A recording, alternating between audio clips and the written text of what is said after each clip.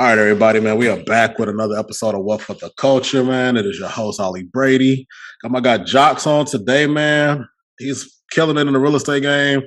I'll let him go into a little bit of detail about y'all, but real quick, I was just chopping it up with him online. Like, this is my first time actually meeting him. I got plugged in thanks to Portia. If you know who Portia is, she know a lot of people out here.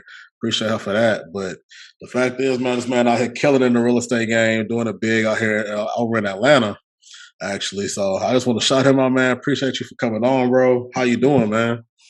No, I'm doing pretty good. I appreciate you bringing me on the podcast. I appreciate Portia for connecting me with really, really good peoples. But just to kind of get into it, as far as like a brief introduction of who I am. So my name is Jacques Pierre. I'm located in Atlanta, Georgia. I run a seven-figure real estate company down here. 22 years old. I've been in the real estate game since I was 19, so about 3 years now. Um, Want to come on here, chop it up with my man Ollie, just to kind of drop some business gems, business knowledge that I feel like us as minorities kind of need. So we just kind of take it from there.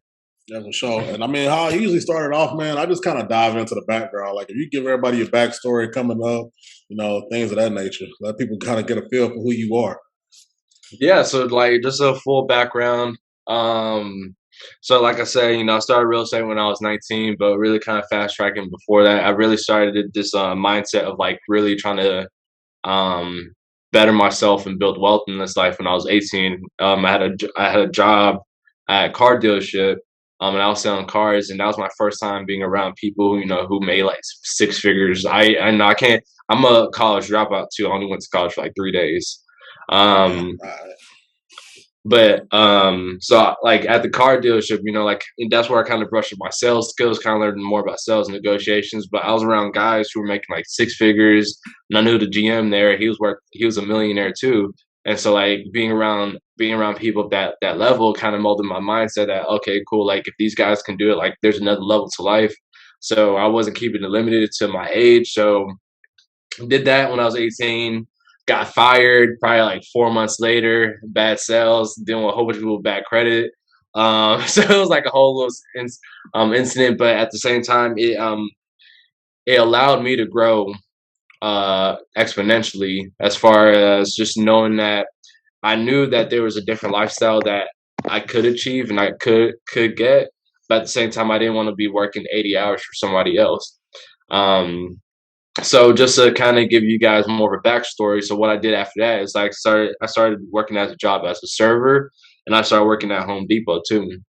Still driving a 19 beat up 1998 Toyota Corolla, but the reason why I did this was because of the fact that like I understood that granted I could have gone to another dealership and been making the same money, like making 6,000 a month at the age of 18 is really good. So could have gone to another dealership, but people who understand like the car business and car industry understand that you work 80 hours a week. You're literally working 12-hour shifts every single day, right? And so like if you got any dream of entrepreneurship, you're not doing that at a dealership. You don't even have enough time. And so I understood that. So like I made a temporary sacrifice that I said, you know what, like, me serving and working at Home Depot takes care of the bills that I have now. So I'll just go back to bare minimum, but this actually gives me more time because I turned my shifts from Home Depot. I made sure I worked overnight, and then I served on the weekends. So it left me the days to like be able to work. So after that, I kind of learned about wholesaling through Twitter, through social media, um, and pretty much once I learned about wholesaling, I understood that I had that time. That's when I just kind of just started going crazy and pretty much like started going to real estate meetups, learning about that stuff during the real estate groups, like watching Max Maxwell, still being like the youngest one at these meetups, no deal, nothing. It's kind of funny seeing my growth now because like the same people that would be at these meetups who are hosting them or just be at such a high level that I'm like, man, I wish I could get to your level. And now it's the same people coming like, man, like we don't know what happened to you, but like we try to catch up to you. So that's that's the cool thing about like Yeah. about being focused. But yeah, that's a little bit more of a backstory about that. So just to kind of go into kind of fast track a little bit. So did my first flip when I was still 19. That's when I bought my first house. Um, for those of you who may not know this, but there's multiple ways to buy a house. So I bought the house creative finance. We could talk more about that a little bit later, deep dive into that. But there's multiple ways to buy a house that most people don't know. Um, but then, like, kind of was doing my own thing, formed a partnership back in end of 2019, moving into 2020. Um, it was a three-way partnership. That year we did like $700,000, which was pretty cool. But we had our differences. So then after that, it was we dropped.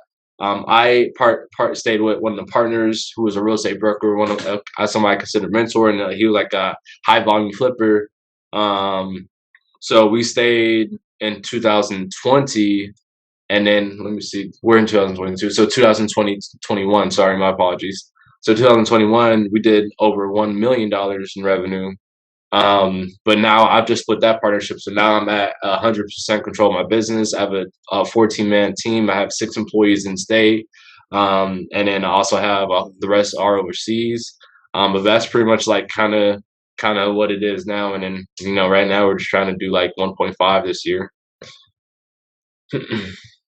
Bro, you out here, hey man, you saying so chill, like it ain't nothing, man. But hey, that's a dope ass story, and it is crazy, bro. Because a lot of people, like, there's a lot of stuff we could go and unpack from this, but it's crazy because like for you, being so young, man, getting fired and not letting that define anything going on with your situation. Because I'm telling you, man, a lot of people don't give, especially like it's about 19 years old, you fresh out, you making good money, you get fired, and you just like, all right, I'm gonna just figure it out. That alone just goes into a certain mindset that a lot of people don't have. And for you to have the tenacity, and be able to be consistent and say, hey, forget it, we just pivot and figure it out as we go. That's something huge as well. Getting into the room with other people, man, and understanding how relationships can take you further, and just being able to, like, you strategically put yourself in a situation, have a delayed gratification, all those things, man, going there to where you at now. Now you talk about doing seven figures for your business, bro, and it's just like a lot of people, bro. I don't know too many people your age, man, that could even like say that, you know, too many people. Period. Forget your age, because age is just a number. Like at the end of the day, either you got it or you don't, or you willing to put in the work to get to that point. So I just want to say, man, first off, shout out to you, bro. What you got going on?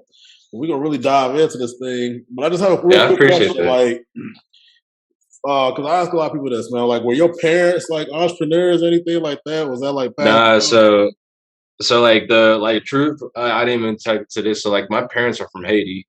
Okay. Um, yeah, so I'm a first immigrant and first generation immigrant, and so yeah, like we grew up just to keep it real with you, because I think that's what a lot of people sometimes have that misconception, because they think like, I'm so young that my parents handed this to me. Like, Yeah. no, like we grew up poor. Like, I mean, like I'm being like just like genuine, like roach infested apartments, like growing up, like during Christmas, like, it's like you get one pair of shoes at the beginning of the year, and one pair of shoes at Christmas, and you try and finesse the outfits, trying to make sure that you Hmm. feel like I'm trying to make Yeah. sure that none of my classmates feel like, oh yeah, he's wearing the same shoes all the time. Like it's situations like that. Like I see my parents go through peer foreclosure multiple times. That's where, to be honest, that's where a lot of my drive comes from, because of the fact that like I had decided, and we could even talk about mindset. I'm a big, big proponent of mindset, motivation. I'm a big proponent, but there's a saying that one of my mental coaches had told me, and I've always repeated this a lot too. But in life, you don't get what you want, you get what your standard is, right? And so a lot of people don't understand that. So at the age of 12 to 14, I had decided that, like, enough was enough. And growing up poor and like not being able to get the things I want, or just even like people don't even notice, I didn't get my first cell phone till I was 17, and that was because I had Damn. a job. My 16th birthday gift was a job application, and I was happy. So like, yeah, like that's the thing people don't understand. Like, work's has always been in my blood, and so I had decided that at the end of the day, I didn't want my kids to grow up the way that I had to grow up. And I raised my standard to that point.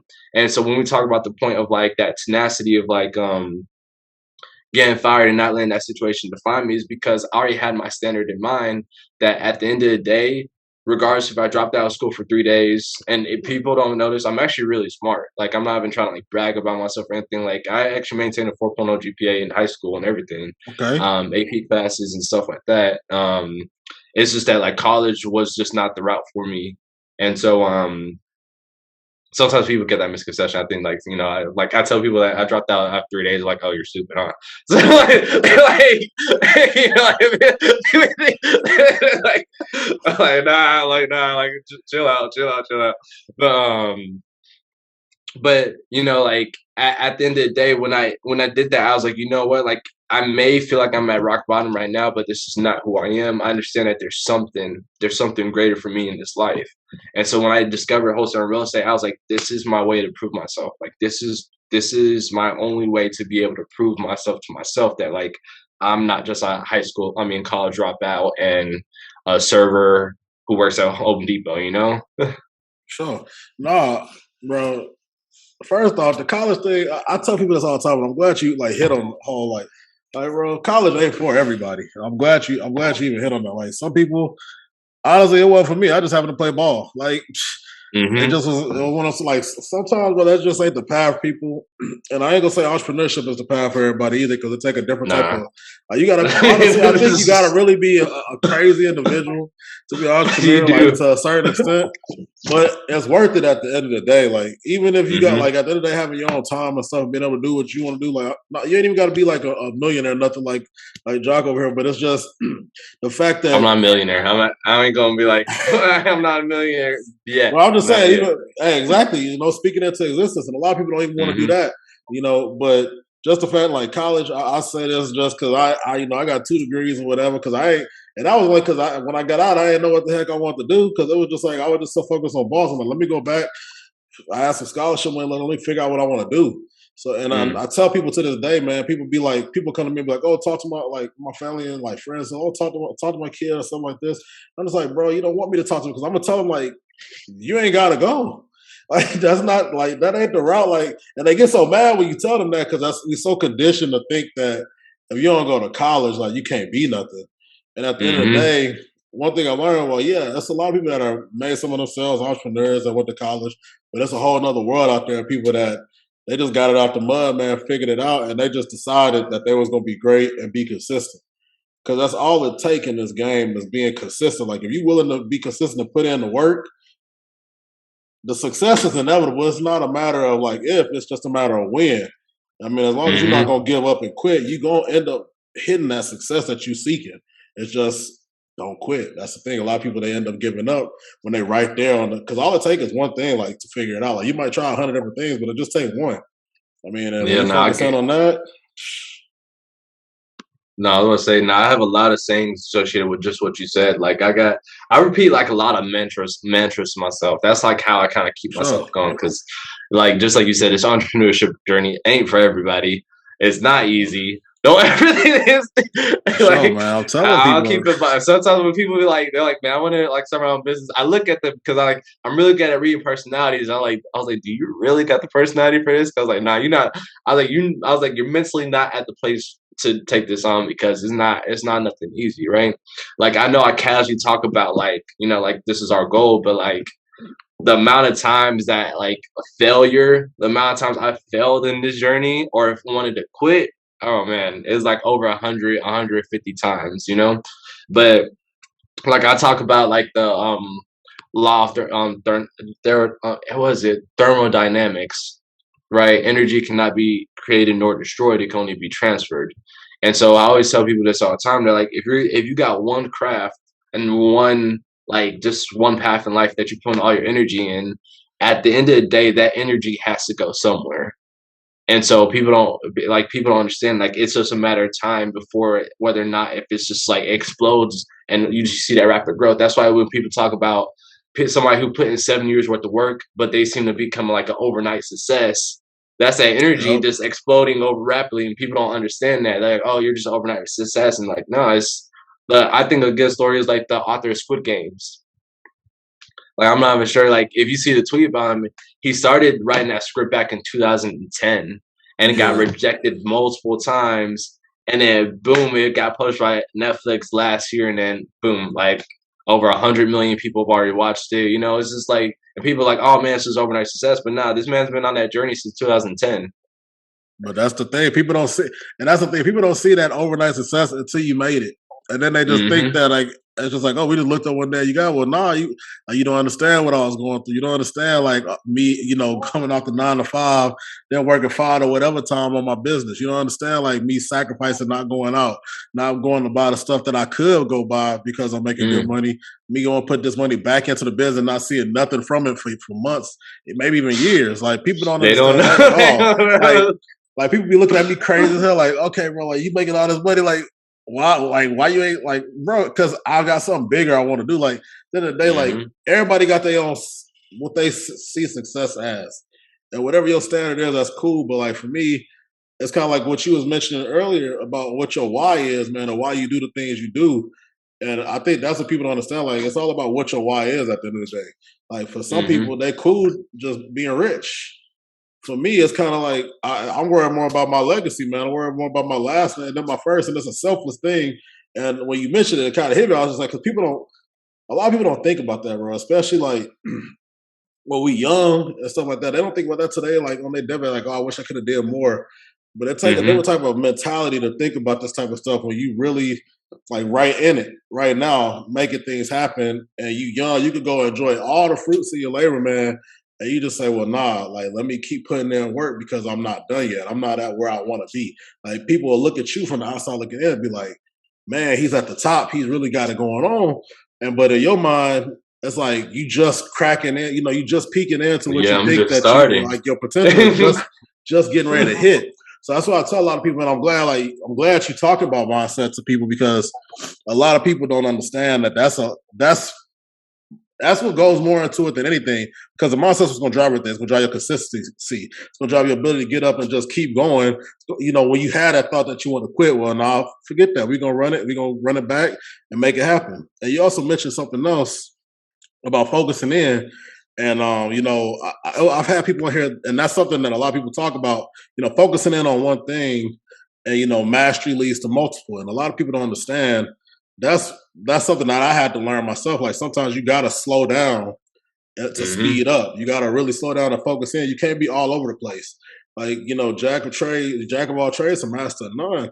And while some people want to be able to do everything, while some people want to, they talk about the millionaires got the 7 streams of Hamstring. income or Oh my whatever. god. But the thing is, what they That's don't realize the. is most of like I was even reading something the other day. It was like most of these people that's successful millionaires, they got their first million from what their primary focus or whatever business they were doing was. That's what they got there. That's when they hit that number. And then off of that, branched out to the most streams of income. And honestly, the multiple streams of income, people get that so misconstrued because you could have 7 different streams of income off of one thing. Like you in real Mm-hmm. estate, I'm sure your real estate company, I'm sure you could eat multiple ways.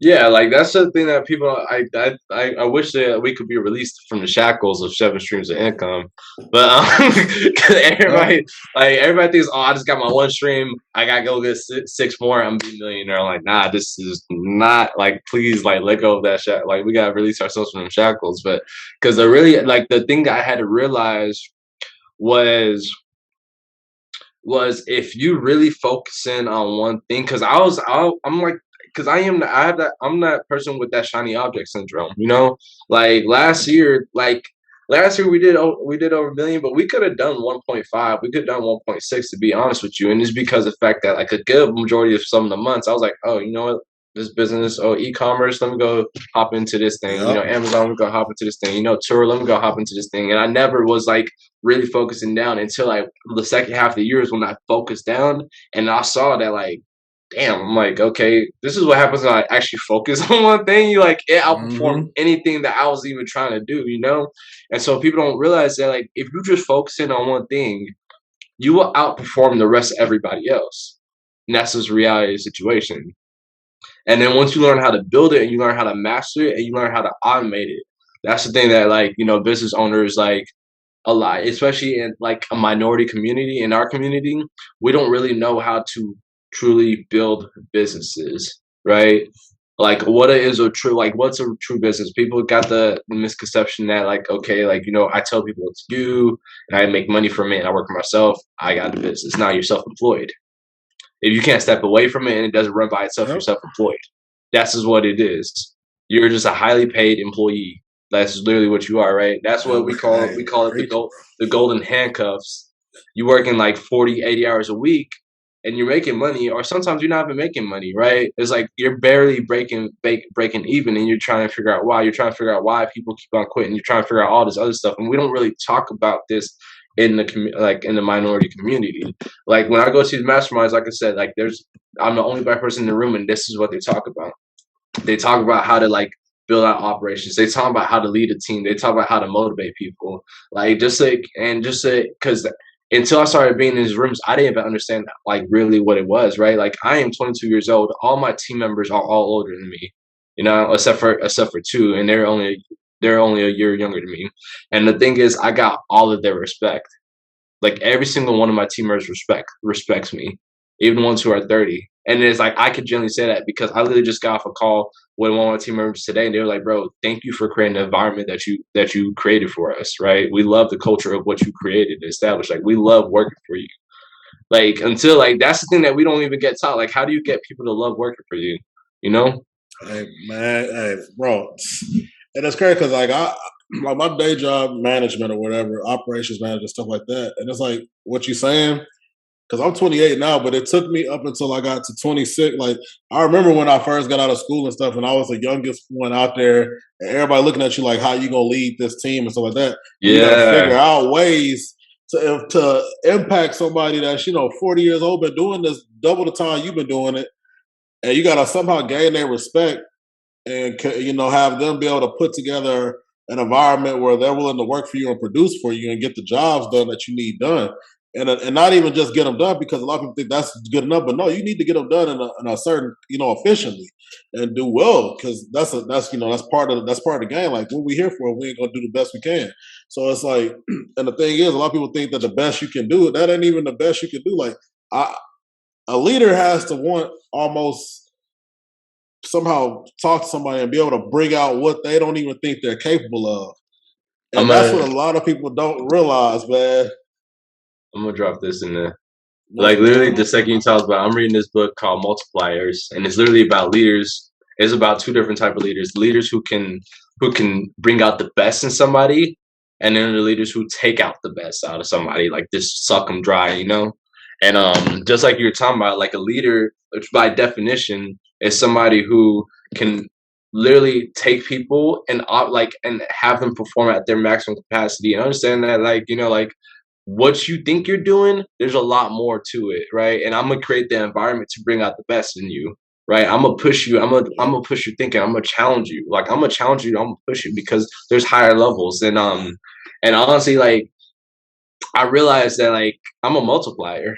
Like that's the biggest thing that like I've learned as being like like leading my team and stuff. Like I know for a fact that I'm able, like, even they talked about it, they like, Jacques, like, you push us to like a different level. Like, we didn't even like half of the things that you're making us do. I didn't even know I was capable of doing it, right? Like, I got somebody, I went to high school with, he's older than me, and he's managing 2-3 employees. I took him from a job that he was working part time, and he's making more money. He's making more money with me.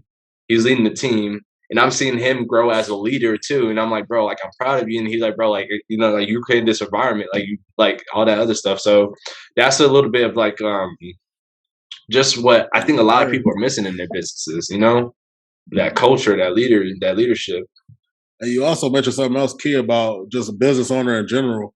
And that's something, that's something. I mean, if you haven't read it, you need to read the cash flow quadrant because that's what's going to shift people's mindsets. Because a lot of us are just trained, like you're saying, to be either the employee or just be working in the business. It's like I'll tell a lot of people, like, at this point, like I'm even starting up a business of myself right now because I'm primarily was an investor. That was my route I took before. I've done business on the side just because that's like I'm always hustling trying to get money because I want to put more money into what I'm investing in because that's just how you get more money. But a lot of people don't understand that you got to pull yourself out of being that self-employed where you have a business and then transitioning over to being an actual business owner, and that transitions you from actually working in the business to now you working on the business because that's where you can actually go and scale the business. And a lot of people don't understand that either. They so happy just to be able to say I got a business and we making money, that they don't realize like it's a whole nother level you could take things to, man. You want me to also add on to working on the business? Go One thing ahead, that hey like bro. really Hey, yeah, go ahead. this was a game changer that I really, really, really didn't realize. And once I realized that, this is when things started to turn around for me, right? So we talk about working on the business, right? But here's the thing: a business is an extension of the owner who runs it.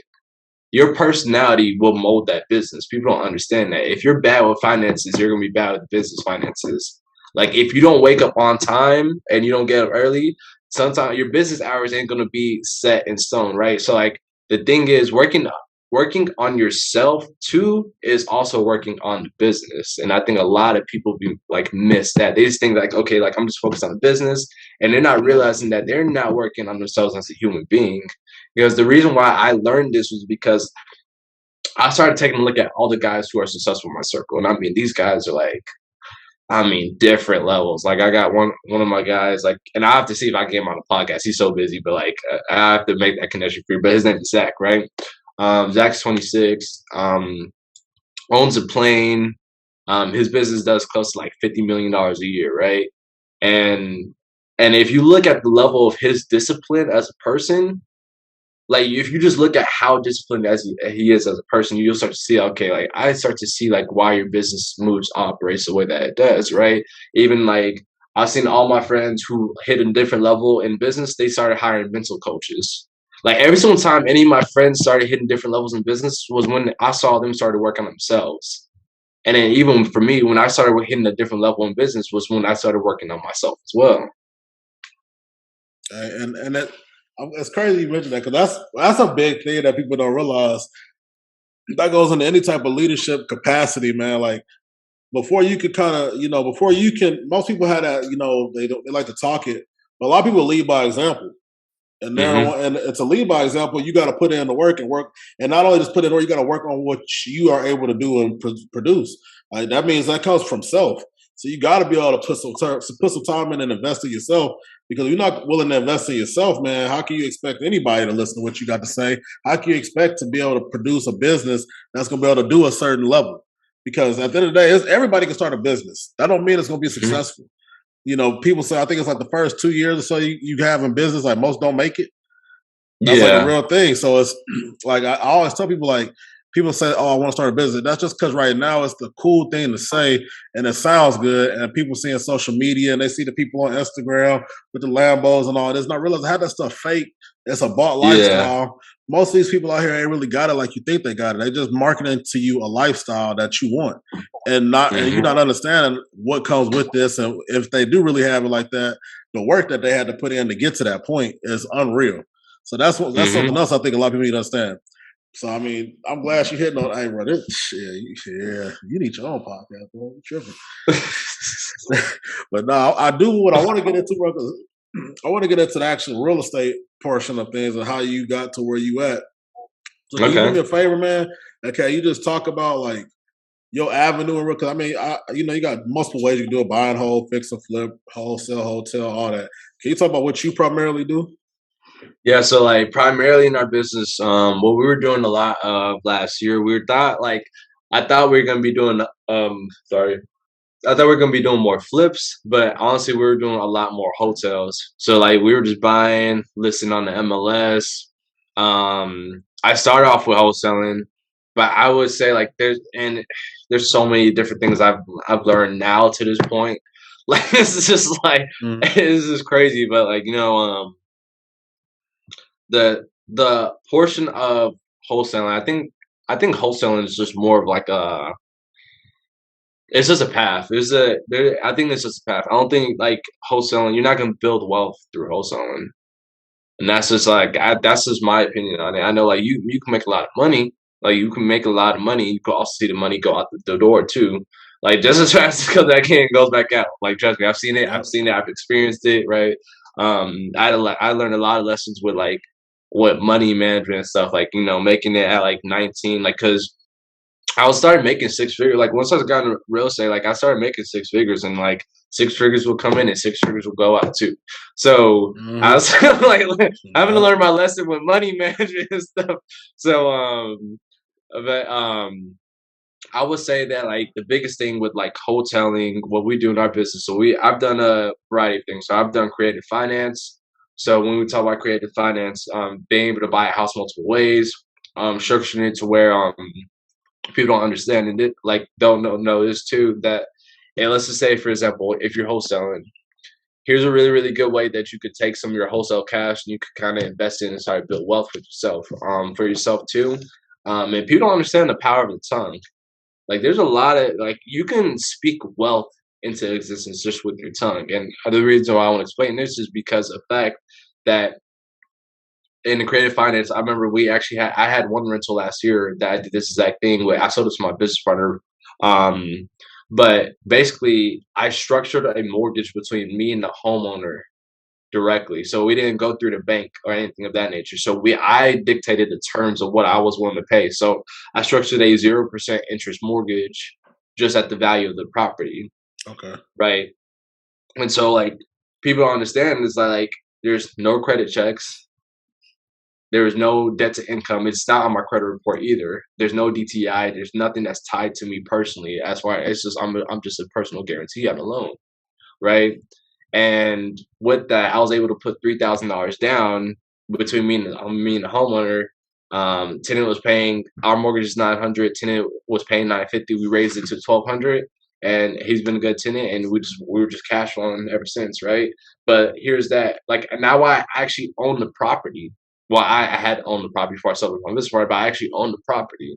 So basically, I was able to talk my way into getting a mortgage that was 0% interest, not tied to my debt, my DTI, and then I have this asset now that I only had to put $3,000 down. You know, like that's the thing that people don't understand. So like when you're dealing with these motivated people as a wholesaler, there's also multiple ways that you can start to build wealth. Right? Take that $10,000 wholesale check, take 5,000 out of it, go put it down on a property that you own or finance. And that's pressure.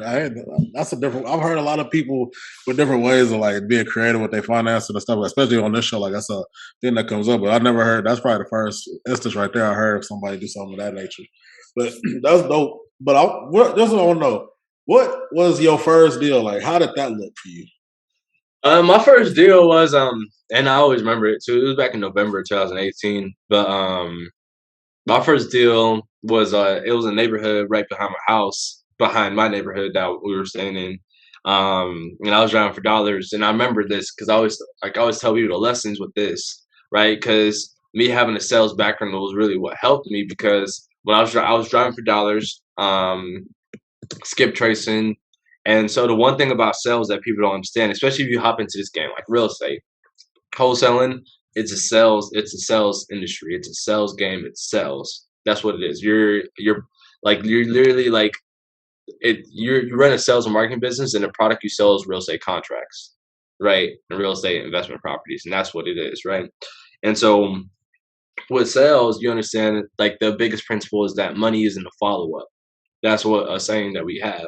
So if you call somebody one time and they say no, that's not a problem. You continue to follow up with them, right? Or if they don't pick up, you still continue to call them. So I had a lady whose house was kind of vacant, and I remember I called her like I think I called her like 5 times, right, in a Mm-hmm. 3 week time span during the week and then on the weekend. Cause like, I was like, she's not picking up during the week. Maybe she's like works a 9 to 5. And then I called her on the weekend and she did work a 9 to 5. But when I called her on the weekend, she actually told me no, she wasn't interested in selling. But I told her I had called her multiple times. Um, so then the following week after, she called me back saying that like, hey, I just had some tenants move out. I think I might be interested in selling. Would you want to come take a look at it? So now I was like, all right, bet. Right. So but here's the thing, right? Like, cause then it's like, okay, like, all right, I am 19 years old. I'm about to go check out this $100,000 house that I know I don't have $100,000 to buy. So let me go figure out this situation. Yeah, I was like, what do you? Um, so I had actually before that I had started going to my local county courthouses just to go at the auction to go shop for Okay. buyers, right? I was about So to that's ask you where how. you found like what was your method for getting buyers? Because that's a big thing. That's part of it. Yeah, that's where I found my first buyer. I found my first buyer at the county auction because in Georgia, you have to have the cash there that day to even buy the properties. Um, so I knew they were like, if you're the bidding on a property, I knew for sure they had the cash. So I met this guy, Craig. Craig, really, really, he's an older white guy. Really, really cool. Really, really cool dude. Like he was, he actually like he messed with me a lot. Like honestly, like just from a standpoint, like he would just tell me, like, man, like he was like, you remind me of myself when I was 22 years old. Like, you know, like that hustle and that grind. And so he actually helped me out on my first deal because I didn't even know what I was doing. So he actually helped me fill out the contract because he was actually a real estate broker. And then he was like, you know what? He's like, how much you want to make? I was like, you know, like, and like I got it for 97. You're like, you want to buy it? What can you buy it for? I was thinking, yeah, I could buy it for 100. And I was like, oh, okay, cool, cool. So I'm like, you know, $3,000, 19. I'm like, bet. You know, this is us, and it's not even the amount. It's just more of that proof of concept. The fact that like, okay, this is actually a business that like I can do, and this is a business that's Yep. real. Like, and it's I think that what song that I played? It was a song by Joey Badass. I can't remember, but I think it's like I think the lyric. I don't know. I just know that like from that day that the closing took place, I was like, man, I was like the direction of my life has changed, and I was like that was like a big moment. It was not about the amount. It was just the fact that like you know what, like this is proof of concept, and I'm Yeah, about that to you go see change the is just direction of my something. life. Yeah, that you see is like possible. Yeah. Oh, that's crazy. So, okay, you figured out how to. That's kind of crazy because a lot of people. I'm telling you, like this is crazy for me to see. Like you doing this at 19, like you just getting it out the book, figuring it out as you go. Because a lot of people ain't willing to do this, and now you have a whole operation running. So what did Hmm. what did you end up doing with the house? Did you just wholesale it straight to him and that was it? Just call it a day. That was. Yeah. Yeah, and I just rinse and repeat, went back to driving for dollars. Like the really cool thing about Craig was like, you know, like I would like take photos of a house and you know, like cuz I don't know how to estimate repairs. I mean, I can estimate repairs now. But like at that time I didn't know how to estimate repairs. So, you know, like that's where like every wholesaler kind of deals with when they get into the business. They don't know how to estimate repairs, and they lock up the property way too high. They start shopping it on Facebook, and then they get dragged on Facebook because like these investors are like, "Oh man, you don't know what you're doing," like you know, like No, all that other that's a stuff. big thing right now, especially in this market right now. I got a mentor. I'm telling you, I got a mentor right here. I hear it all the time. He's just like people don't know how to price these properties. Yeah, and that was the thing that I kind of experienced. So before then, I was like, you know what, like I was like, you know what, let me just do this. So I would take photos of the house, full details, and I'll start texting Craig. I wouldn't text him addresses and anything like that. I'm like, hey Craig, from the photos, how much do you think is repairs? Right? And then once I started like working deals with my buyers, I would walk the properties with them. I'm like, hey, like how much would it be for you to fix this? Like if you replace a carpet in this house, how much would it be? Like, and then like over time, I started like I would just ask them the questions that I mean these guys know the game. They flip houses, so ask them how much they would it cost them. And then once you start to get a general roundabout, like start talking to all these guys because everybody has different prices. Some people have their own crew, some people got GC, right? So it's all different. But you start to get around about like they're usually around like a Yeah, certain range. So like after a while, I was like, you know, I started learning how to price out properties to a point to where like if I wholesale a house, I mean typically like the guys, my investors, they know that I know my numbers well enough that they trust them, you know? and I mean that's something that's what I'm saying. It's just straight up closed mouths don't get fed. Like a lot of people would have been afraid to even ask people like these type of questions because they're afraid. You know what's the worst that can happen is what I always tell people. Like they say no. And at that point, Hmm. okay, we can just go and move on to the next. Like that's just the next opportunity to me. And a lot of people don't have that mentality. They hear no and they just shut down. So that's definitely something that I think is important for people to understand, man. Just sometimes you just gotta ask. I mean, at the end of the Hmm. day, everybody started from somewhere.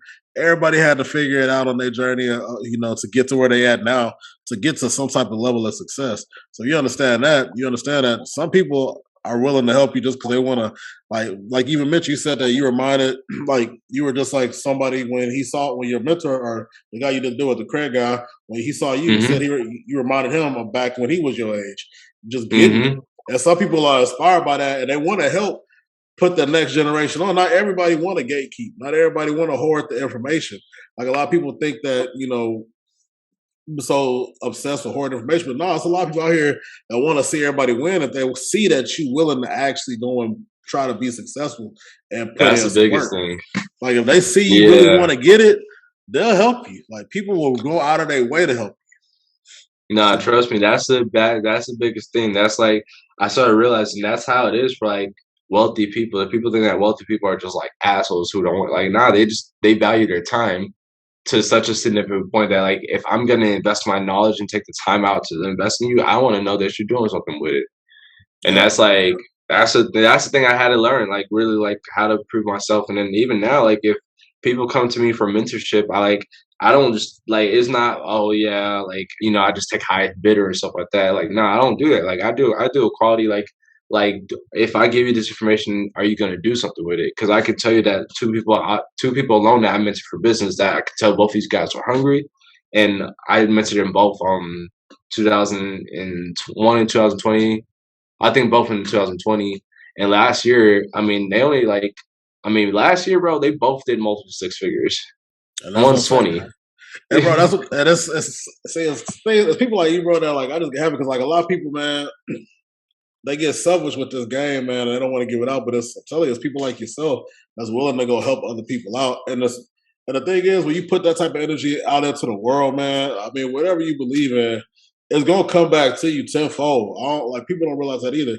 And also the fact that you're building relationships by doing that. So now you're talking Hmm. about maybe not, tomorrow, but maybe years down the road, that'll pay itself forward. Whether it's coming back to you or it's going to the next person. Just because you took the time out to help somebody else out, they might be like, well, somebody was willing to take that chance on me, so let me go take this chance on the next person that's out here that's really ready to go get it. And he looked like he hungry and he wanted. So that's just something I say, man. I'm just happy and grateful for people like you in the world, man, because ain't a lot of people out here like that, man. Like a lot of people, they get it and then they just get, and then they turn into these arrogant people. And I mean, it's just amplifying what they already was, but it's like not everybody is like that. Some people out here, like, that really want to give back and help everybody else out. Cause I mean, at the end of the day, people don't realize there's enough money out here everybody can eat. Like everybody Yeah. can eat, bro. And once people realize that, that's when you start seeing people actually willing to give back to others. But I wanted to ask you. So you say you have a business with an actual partner, right?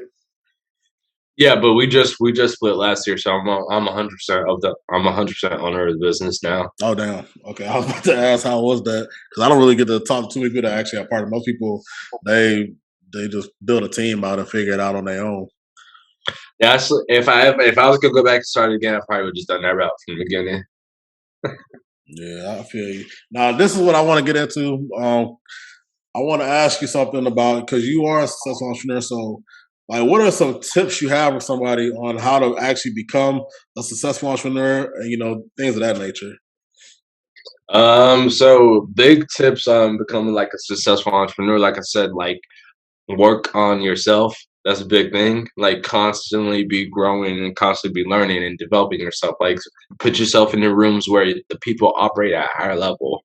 Like you will rise to the people you're around. That's just the name of the game. Like subconsciously, your standard is gonna start to change. Like when you're around millionaires, only millionaires, your standard will change and the way you operate changes because you just become a natural product of your environment, and you're gonna start to move like these guys. And once you start to move like these guys, your business is going to start to reflect that. So that'll be number one. Make sure that you invest into yourself and change your environment. Um, Two, also trust the process, commit to the process, right? Don't focus on the results, focus on the process. I think that's where a lot of people kind of that like that Mamba mentality, man. I was a huge Kobe Bryant fan. Just Yeah. the way I just looked up to him as a person and as a leader and as like somebody who had that mindset. It was different. And like I mean I cried the day Kobe died. I was I already stuck know what in you're talking about, bed. bro. Like that was to me, that was my Jordan growing up. So I was like, yeah, that was Yeah, tough. it's Shit. Yeah, I understand. Like I've listened to his speeches and stuff like that, but like that mindset, there's a level of the mindset that you have to commit to as far as the person. It's like understand that like okay, like I'm gonna make this dream work. I'm gonna make this business work, or I'm gonna die in the process. But I only got one. I got two options: make it work or die in the process. But that's pretty much it. Because the reason why I always share that story is because that's the mindset I needed to actually be successful. And a lot of entrepreneurs who are at that level, that's the same mindset they have. We call it like the burn the boats, right? If you guys don't know the story, I share a quick story with you guys. I think it was in 1615. Hernan Cortez. He was a Spanish conquistador, and he was sent by the Queen to go conquer the Central Americas. So the first place he landed was on Mexico Beach, which was the Aztec Empire and the Mayan Empire at the time.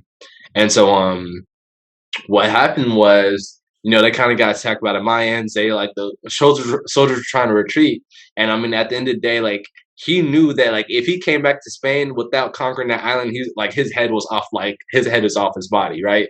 So he knew that as a leader, that if I go back, I'm dead, right? So what he made all of his soldiers do is he made them line up all the boats, and he set all of them ablaze. And he lined up all the soldiers and told them, hey, listen, I just burned the boats. There's no way out. The only way is by y'all start marching forward. Yep. Either it gotta work or it gotta work.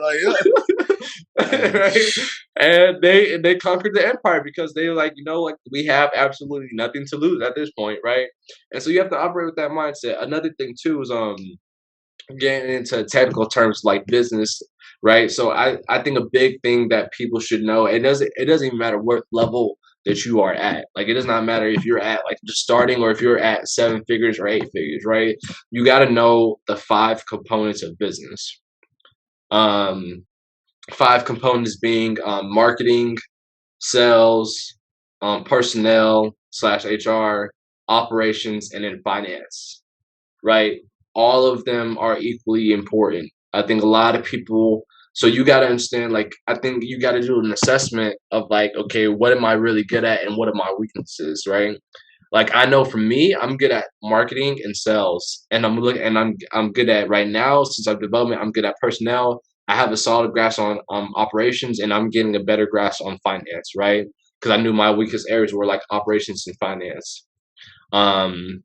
And then I also hired somebody to help me out with the finances. I've hired, I got a team a CPA, really, really good CPA. And then I have an in-house bookkeeper who also does other finance stuff for me, but whose strong suit is more geared to that. But you got to understand those 5 components. So going down and breaking them down, regardless of what level, let's say if I'm starting out, right?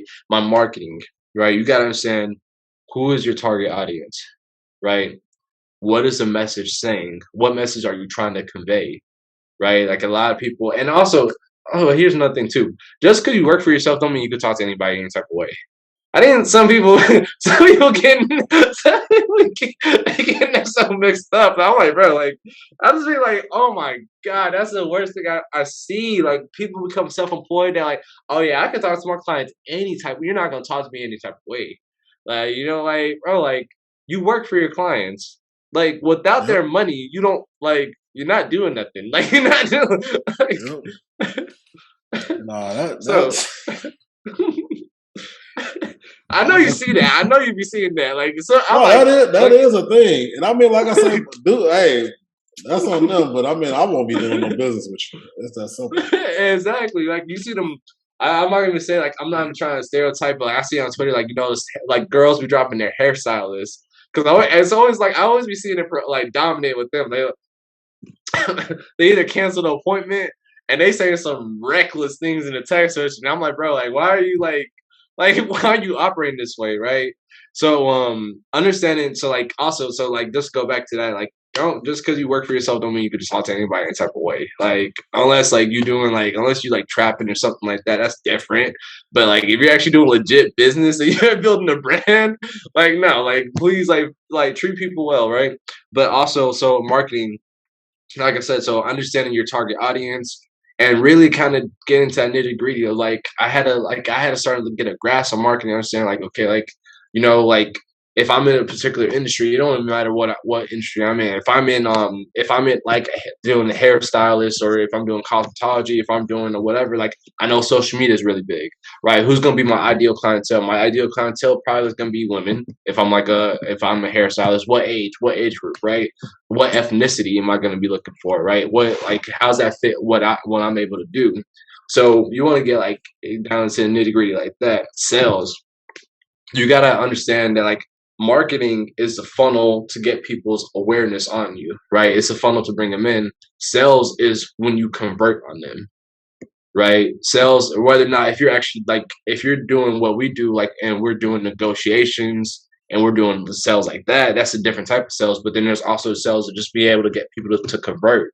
So from a standpoint of understanding, like, okay, like, how do I differentiate myself from the competitors, right? Because whatever business idea you think you got, somebody else is doing it, right? So like, how do you differentiate yourself from the competitors, right? Whether or not, if it's like a certain pricing or a certain tier model or just certain like relationship that you got. Like a relationship is you selling yourself to the person, right? They want to work with you because of your personality. That's you selling yourself, right?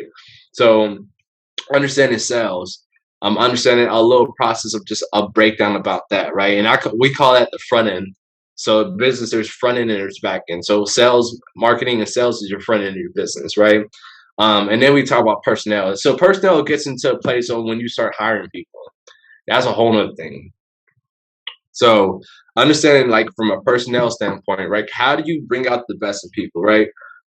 Because the thing is, for my business, the reason why I had to learn how to do this and focus in on this and like really like, I mean, I spent thousands of dollars learning about like leadership, reading the best, like reading leadership books, like just everything. And honestly, like I'll be honest with you guys, like me becoming a better leader, because it's actually helped me out in my personal relationship, with my girlfriend too. Like, because our level of communication, the way I'm able to communicate through our problems to get like and stuff, is the same way that I do with my employees and just even like just my friendships and everything. I've started to like look at people differently, right?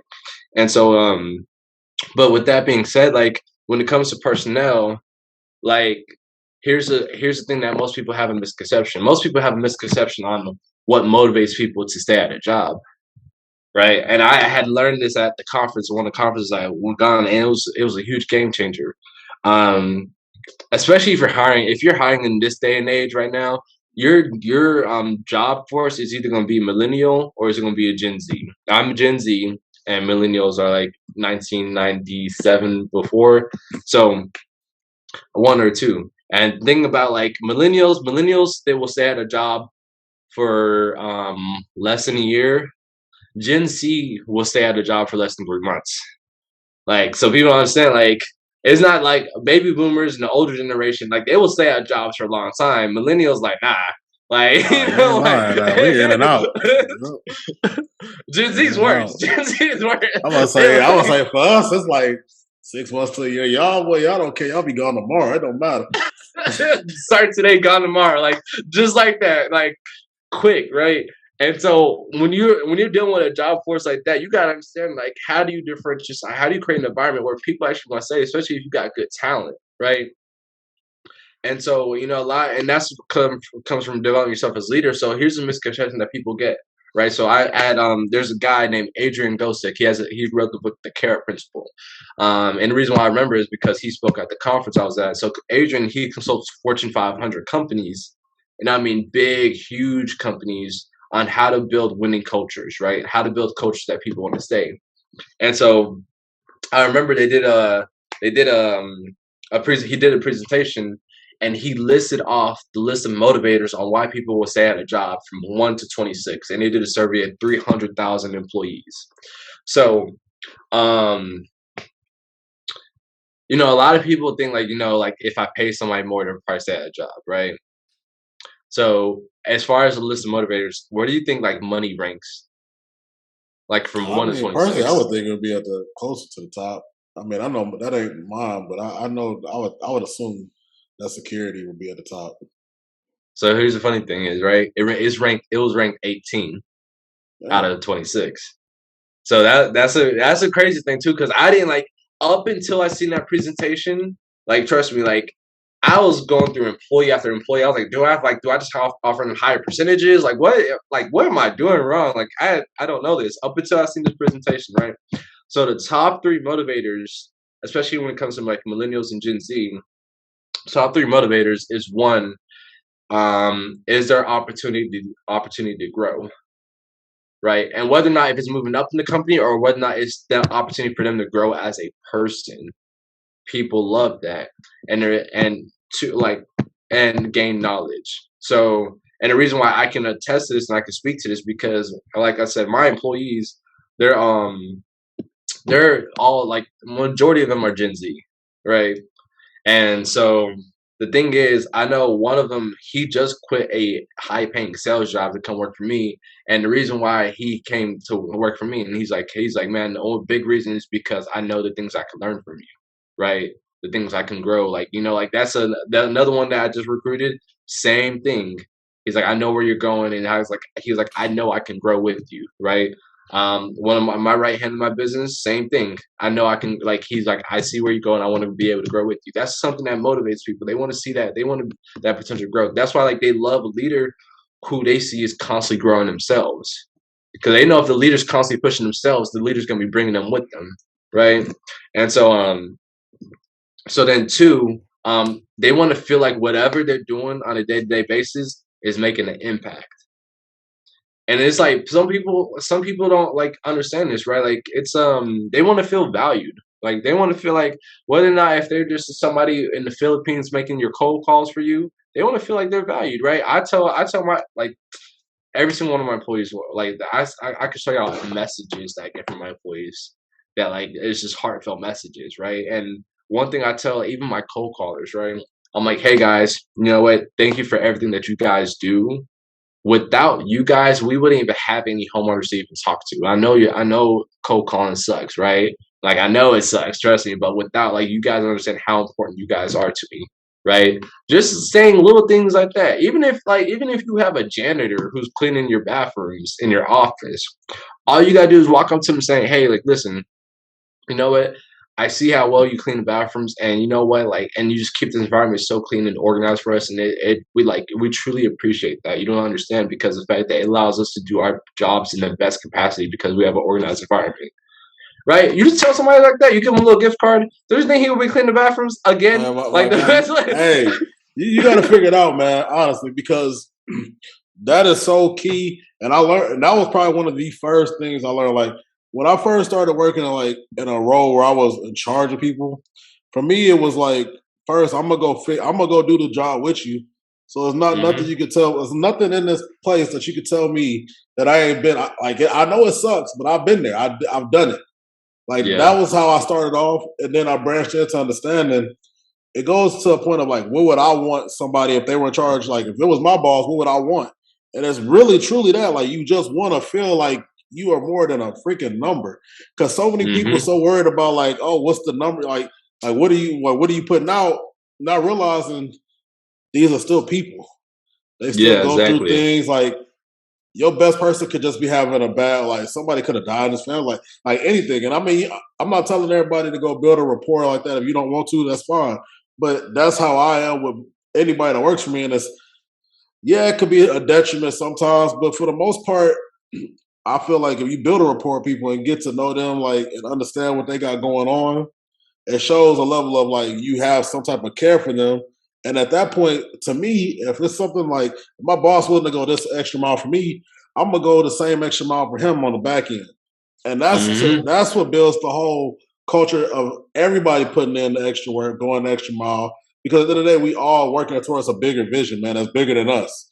And we also understand that, you got his back or her back or whatever. Like you willing to ride for them. And they more than just like a number, and that's not like, oh, they quit tomorrow, you replace them, and it's like nothing ever happened. Like when people have that sense of like that feeling that you give them, I'm telling you, man, to take things to the like next level. Like I ain't never been nowhere where I haven't raised productivity and stuff, and it's only because I'm willing to go interact with people and make them feel like they're an actual human being instead of just somebody that's just pumping out a number. Yeah, exactly. Make them feel valued, and that's because even then I started realizing that like you know, like I seen what you're saying, like as far as like it being detrimental, sometimes you think you might get too close into an employee and like, you know, kind of affects your performance. You know, they just think they're kind of safe, right? Yep. And here's the thing, I was kind of like learning that too. Like, okay, some of them think they're safe, but like I think when you get close with them, they also get close with you. So like, granted, my employees know that like, you know, I care about y'all. You know, I give them mental health days and stuff like that. But also the other side of things too, and they all know this. They're like, yo, like, and they all tell each other this too. Like, they're like, yo, like Jock's nice, but he don't care if you don't perform. Like, they're like, if you don't perform or if you're jeopardizing what we do, like, because at the end of the day, they understand how hard I go. Like, I take care of my employees. Like, I actually any one of them, they'll vouch for that, right? They feel taken care of, but they also understand that, like I mean, I have a saying: take care of the company, and the company takes care of you. At the end of the day, business is business, and that's what people don't understand. Yeah, Like, we can be cool, we can be free. I tell people that like I'm the nicest guy, man, when stuff is getting done right. But like at the end of the day, we still come here and we still got a job to do. Now, I mean, don't get me wrong. Like I tell people sometimes, like we ain't got to be friends if that's not what you want to do. Like at the end of the day, if you don't want to be my friend, cool. If you performing and you gonna get the job done, I'm all for it. But majority of people, like, yeah, we cool and all, but we have to get like at the end of the day, business is business. We still here for a common purpose. Like at the end of the day, it ain't like we just kicking it. Like we here to get something accomplished. So no, that's definitely something else that's key. Like yeah, it's like a constant tug of war, man. At the end of the day, but I think that you got like the right way to like handle things because that's honestly where you need to be at with it. Like that's what I've seen. I've been doing this.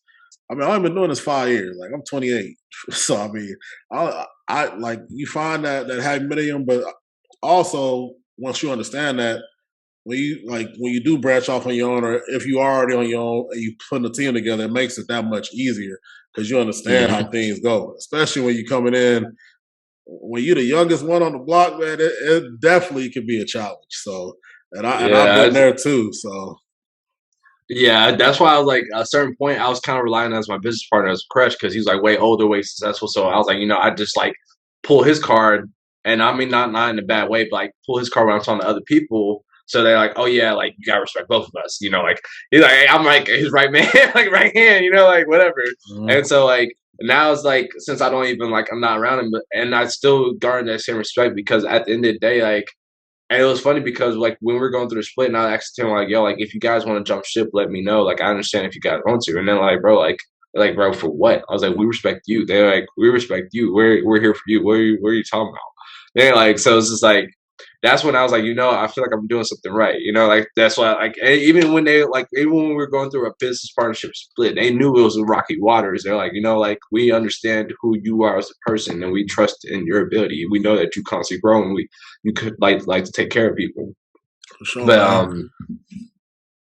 yeah, but yeah, moving on for that because we could talk all day. I could talk all day about each I Hey, could talk. We nah, do a different hey, bro. podcast. Hey, I'm gonna definitely have to get you back on, my brother. I'm gonna definitely have to get you back on. But no, I was gonna go to the last segment, bro, because like at this point, you done dropped so much game, and it's crazy, bro. Because I don't like people like I don't have these too many episodes where it's just like we can branch off and talk about like just certain key things about business. It's like this is dope as hell. But no, let me branch off to the last segment, man. I do a talk to the culture segment, man, and I just run off 5 questions, answer to the best of your abilities, man. And we could go ahead and wrap this thing up, man. But I do want to say I appreciate you for coming on, man. Appreciate you for coming, giving me your time, dropping game, man, the best you can, and doing what just giving back to the people. So at the end of the day, that's what I do it for, man. I don't care if it's one person tuning in, it's 1,000 people tuning in. I just try to give back to the community, man, in any capacity, man. So I appreciate you for coming on, giving me your time, brother. But first question: what does wealth look like to you? That's a good question. Dang, I ain't even thought. I never really thought about what wealth looks like. Okay, what does wealth look like to me? I mean, wealth looks like fulfillment. That's what wealth looks like to me. It looks like fulfillment. It's not tied to a certain dollar amount. It's not tied to. It's whatever I feel like that. If I can look back and say, you know what, I've gotten the things I wanted and I accomplished the things I set my mind to. That's wealth. Man, I know in the process of me, I know my goals are very, very big to where there is a monetary, like one of them is a monetary goal. And so like even if I accomplish that, it's not like, oh, I accomplished that goal, so I'm wealthy now. It's not. It's like it's a culmination of everything I accomplished. Like whether or not if it's me being able to give back, because that's something that's big for me. Like I actually want to gather all the money that like I'm making my career at the end of at the end of my life, and I want to build a legacy so bad that like I want to go to like I said, my parents are from Haiti, right? And so I want our last name to mean something. And I want to be able to build schools. I want to be able to, because I understand that, like, at the end of the day, that's true up to me. Be able to build a school and be able to feed people, right? Be able to actually teach them and understand that, like, at the end of the day, because my thought process and belief is that, like, a lot of people form their habits when they're young. So if you could impact somebody while they're young, you could probably help. You could change the direction of their life, and so that's for me. If I can change the direction of whether or not if it's 1,000 kids, right, or if it's 2,000 kids or 3,000 kids, I know that as they grow older and I leave this earth, maybe because of the fact that I help impact their life, they go help somebody else, and it's just a seed that keeps on giving. So that's a big thing for me. For sure, man. For sure. Second question. I always get a book recommendation. So just drop one book recommendation for the people, man. I was gonna either tell you, going back to the team thing. So we got Multipliers, or I got one more book, The 5 Dysfunctions of a Team by Patrick Lencioni. That's a really good book. Okay, that's a really, really good book. Now, we always talking about the Black community on this podcast, man. So I always ask everybody, what is one thing you think the Black community needs to improve on?